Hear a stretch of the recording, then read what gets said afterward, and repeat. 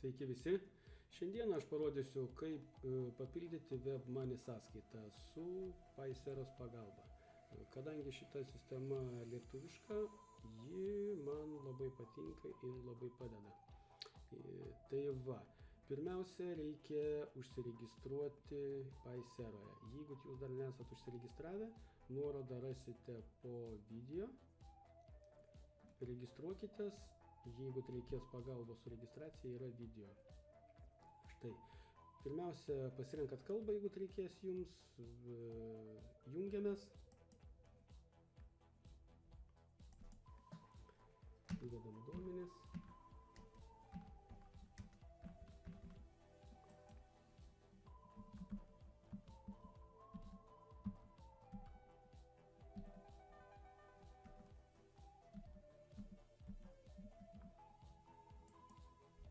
Na štai prisijungiame, šiaip pas mane užregistruota, kad dar vienas kontrolinis kodas turėtų būti, šiaip lentelė pasirodys ir siūlo, kur jūs norit gauti kontrolinį kodą, ar į elektroninį paštą, ar į telefoną.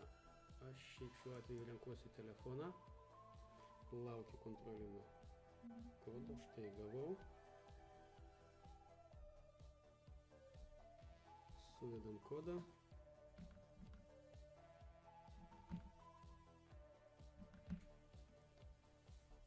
Patikrinam. Prisijungimas pavyko. Taip. Pirmiausia, papildant sąskaitą WebMoney, reikia mums turėti sąskaitoje dolerių.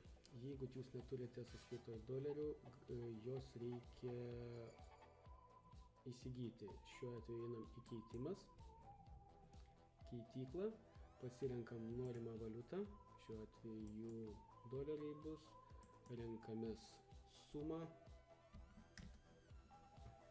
ir spaudžiame tęsti mokėjimą. Šiuo atveju rodo koks kursas, kiek eurų parduodate ir perkate 10.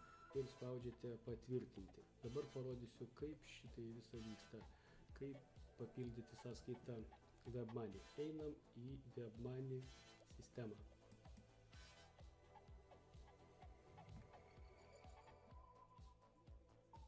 Taip, sistema yra atsidariusi, WebMoney pervedimas.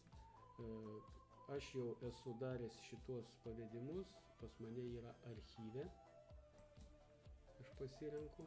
Jeigu pas jūs nėra dar, tai jūs suveda duomenis. Čia reikia įvesti WebMoney dolerinę sąskaitą.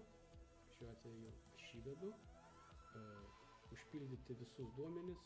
Čia užpildote, kiek jūs norit pervesti. Šiuo atveju 10 dolerių ir parašyti kokiom reikmėm. Aš parašiau asmeninį. Ir spaudžiate tęsti mokėjimą.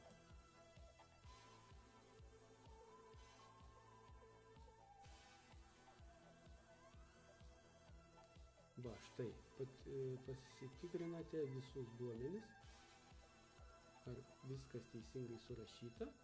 Ir spaudžiate patvirtinti sandorį.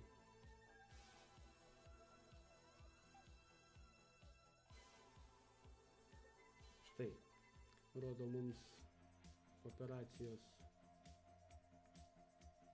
visus išrašus ir laukiame 15 iki 15 minučių laikotarpį, kada bus pervesti pinigai. Štai ir viskas, jūs turite jau WebMoney sąskaitoje 10 dolerių. Sėkmės!